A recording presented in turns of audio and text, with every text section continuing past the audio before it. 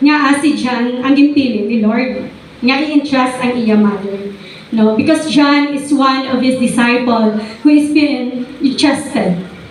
So kung kita siguro no, kung magalakat kita sa mga Iloy, magalakat kita, malakat kita sa ubra or diin kita makadto, no ibilin tagi ang aton nga kabataan sa dawan nga mga entrusted person. Amen. Amen.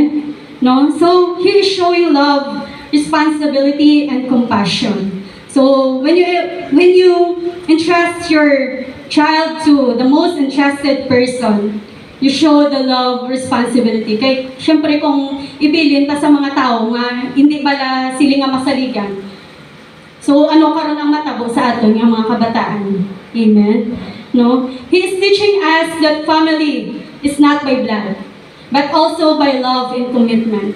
So ginpili ni Jesus si John the Apostle nga hindi sa utod ni Maria, hindi sa iya nga pamilya ni Maria, kundi sa iya gid most entrusted nga disciple.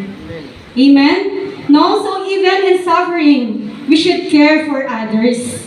So, ang Ginoo nagtudlo sa aton, bisan ara kita sa kabudlayan, bisan nagapenitensya kita, dapat mahatag kita, dapat we should care gid for others.